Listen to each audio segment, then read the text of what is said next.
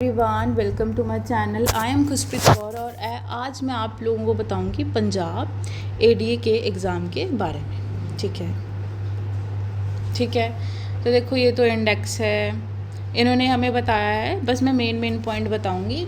इन्होंने हमें बताया है कि ऑनलाइन आप रजिस्ट्रेशन अपना फॉर्म फिल कर सकते हो 30/4/2026 से 20/5/2026 तक। आज हमारी क्या तारीख हो गई है?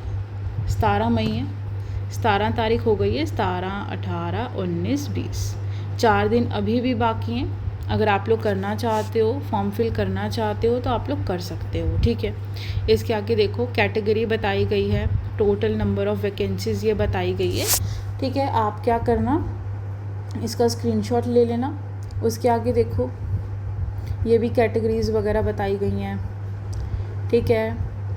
इसके आगे रिजर्वेशन किस तरह से मिलेगी। ठीक है। तो इसमें रिजर्वेशन का तो वही ठीक है, कंसेप्ट रहता है, वो तो आप लोगों को पता ही चल जाएगा। Provided further access service man is not available. ठीक है। यहाँ पे देखते हैं एजुकेशन क्वालिफ़िकेशन देखते हैं। बहुत सारे बच्चों को इसमें डाउट रहता है कि मैम क्या क्वालिफ़िकेशन है। सिंपल है, आपकी लॉ होनी चाहिए। ठीक है। आपकी बैचलर्स ऑफ लॉ कंप्लीट होनी चाहिए। आपके पास 2 साल का एक्सपीरियंस होना चाहिए एज अ प्रैक्टिस। आपको पंजाबी लैंग्वेज आनी चाहिए और 10th क्लास में आपने पंजाबी पढ़ी होनी चाहिए, याद रखना। ठीक है। 10वीं 12वीं में आपके पास पंजाबी होनी चाहिए। अगर 12वीं में नहीं है तो 10वीं में होनी चाहिए। इन्होंने यहाँ पे मेंशन किया है, देखो, नॉलेज ऑफ पंजाबी लैंग्वेज। ठीक है। आपके पास क्या होना चाहिए? No person shall be appointed to any post in any service by direct appointment unless he has passed a matriculations examination with a Punjabi as one of the compulsory और elective subject। बहुत compulsory है भाई, पंजाब का exam दे रहे हो तो पंजाबी आना बहुत ज़रूरी है। ठीक है। एज, उम्र कितनी होनी चाहिए भाई? 18 साल से लेके 37 ईयर्स तक।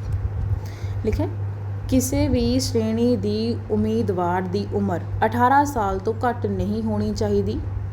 ਜਨਰਲ ਸ਼੍ਰੇਣੀ ਦੀ ਉਮੀਦਵਾਰ, ਜਨਰਲ ਕੈਟੇਗਰੀ ਦੀ ਉਮੀਦਵਾਰ ਉੱਪਰਲੀ ਉਮਰ 37 ਸਾਲ ਤੋਂ ਵੱਧ नहीं होनी चाहिए। 18 साल तो लेके 37 ईयर्स। ठीक है। आगे, पंजाब राज ਦੇ अनुसूचित जाति ਅਤੇ पछड़ी श्रेणी, पछड़ी मतलब SC ST। ठीक है। श्रेणी ਦੀ ਵਸਨੀਕ ਉਮੀਦਵਾਰ ਦੀ ਵੱਧ ਤੋਂ ਵੱਧ ਉਮਰ ਦੀ ਉੱਪਰਲੀ सीमा 42 साल है, 42 ईयर्स। जो SC ST हैं या जो बैकवर्ड क्लासेस है उनकी एज है 42 ईयर्स।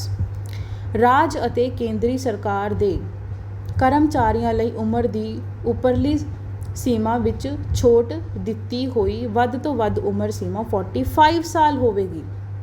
कि ऐसे कुछ स्टूडेंट्स हैं जो कि क्या बोलते हैं, मतलब इसमें मतलब थोड़ा मैं बता देती हूँ, एक बार रीड कर देती हूँ। राज ਅਤੇ केंद्रीय सरकार दी कर्मचारियों ਲਈ उम्र, मतलब अगर कोई ऑलरेडी सर्विस दे रहा है, गवर्नमेंट सर्विस दे रहा है, तो उसकी एज 45 ईयर्स तक होगी, उससे ज़्यादा नहीं। ठीक है।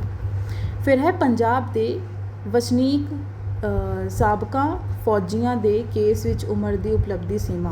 ओके। पंजाब, ठीक है, समय होया अनुसार होਵੇਗਾ। ठीक है। ਇਹ ਉਮਰ ਦੀ उपलब्धि सीमा ਉਹਨਾਂ ਦੀ फ़ौज ਵਿੱਚ ਕੀਤੀ सेवा ਦਾ ਸਮਾਂ। ओके। देखो, ऐसे बहुत सारे ऐसे लोग हैं जो कि हमारे आर्मी से रिटायर हो जाते हैं। तो आर्मी से रिटायर होने के बाद बहुत सारे ऐसे लोग हैं जो लॉ करते हैं, तो उनमें बताया गया कि अब उनमें भी 3 साल और बढ़ जाएगा, मतलब 3 साल से ज़्यादा नहीं होगा। क्लियर है? आप एक बार इसमें देखो, रीड करो। ਇਹ ਉਮਰ ਦੀ ਉੱਪਰਲੀ ਸੀਮਾ ਉਹਨਾਂ ਦੀ ਫੌਜ ਵਿੱਚ ਕੀਤੀ ਸੇਵਾ ਦਾ ਸਮਾਂ ਉਹਨਾਂ ਦੀ ਉਮਰ ਵਿੱਚੋਂ घटाने तो बाद, मतलब फॉर एग्ज़ाम्पल किसी की एज है, मान के चलो 45 ईयर्स, उन्होंने 17 साल वहाँ पे आर्मी में सर्विस दिया, तो वो 17 साल इसमें कम कर दिया जाएगा। एक तो मेरे को मैथ भी नहीं आता, 45 में से 17 गए कितना हुआ?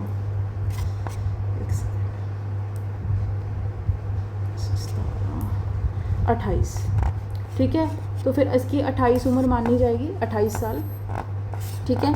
तो इसने फिर आगे क्या लिखा, कित्ती सेवा ਦਾ ਸਮਾਂ ਉਹਨਾਂ ਦੀ ਉਮਰ ਵਿੱਚੋਂ ਘਟਾਉਣ ਤੋਂ ਬਾਅਦ ਬਾਕੀ ਬਚੀ ਉਮਰ ਜੇਕਰ ਸੇਵਾ ਰੂਲਾਂ ਅਨੁਸਾਰ ਰੂਲਸ ਅਨੁਸਾਰ ਅਸਾਮੀ ਦੀ ਉੱਪਰਲੀ सीमा तो 3 साल तो ਵੱਧ नहीं होवेगी। मतलब कि अगर 28 साल अभी उम्र बन रही है ना, 28 ईयर्स बन रही है तो 28 ईयर्स होगा, ठीक है। और अगर उसकी एज ज़्यादा है तो 45 से 3 साल और ऐड कर दो, 45, 46, 47, 48, 48 से ज़्यादा नहीं होगा, ठीक है। मतलब ऐसा बहुत कम केसेस में होता है, ठीक है। पंजाब ਦੇ ਵਸਨੀਕ ਦਿਵਿਆਂਗ ਉਮੀਦਵਾਰਾਂ ਲਈ ਉੱਪਰਲੀ ਸੀਮਾ 10 ਸਾਲ ਦੀ ਛੋਟ ਦਿੰਦੇ ਹੋਏ ਸੀਮਾ 47 ਸਾਲ ਹੋਵੇਗੀ, ਠੀਕ ਹੈ। ਜੋ ਪੰਜਾਬ ਦੇ ਵਸਨੀਕ ਦਿਵਿਆਂਗ ਉਮੀਦਵਾਰ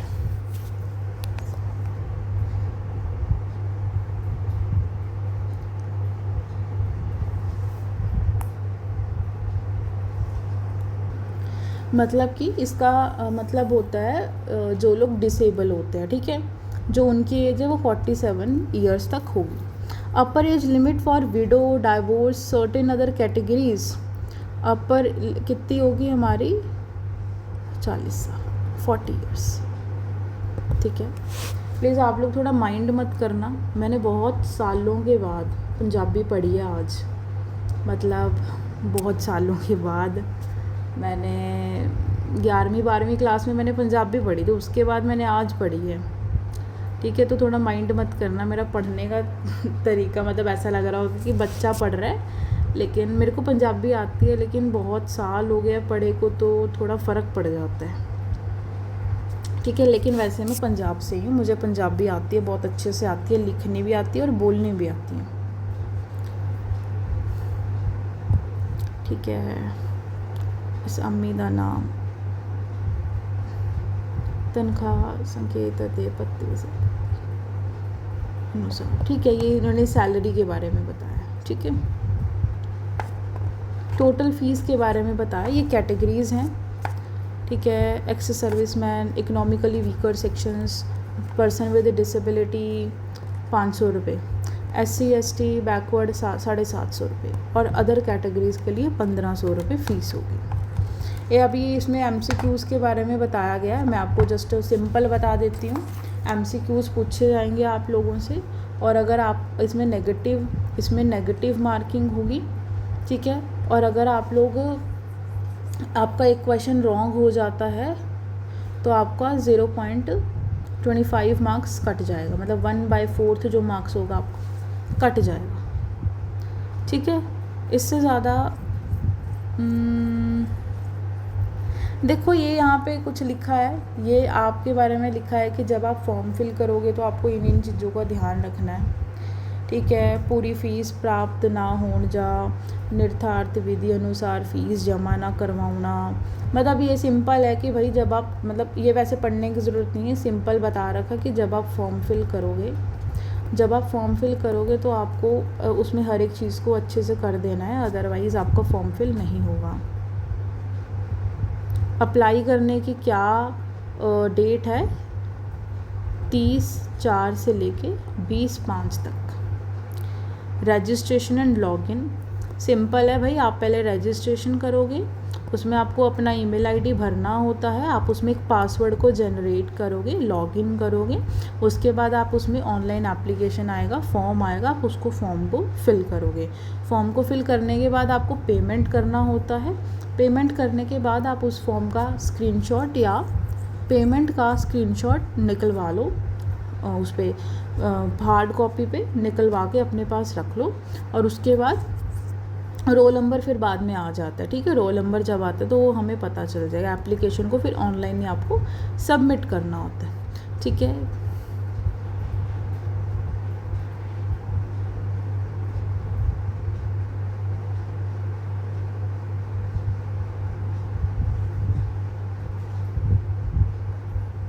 बस इसमें ये सिंपल लिखा है कि जब आप अपना फॉर्म फिल करोगे उसमें जो भी आप डॉक्यूमेंट लगाओगे, क्योंकि फॉर्म के अंदर डॉक्यूमेंट्स मांगे जाते हैं, जब भी आप अपना डॉक्यूमेंट वगैरह लगाओगे तो वो सब सही होना चाहिए।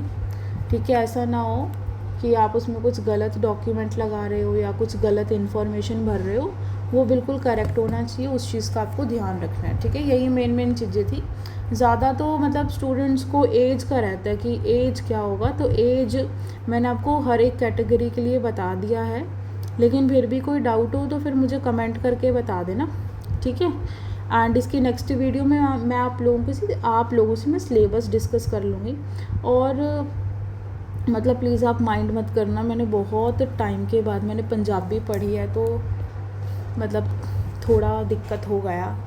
ठीक है, बाकी कोई डाउट होगा, कोई भी प्रॉब्लम होगी तो आप मेरे को मैसेज करके या कमेंट करके आप मुझे बता देना। Thank you so much, bye bye.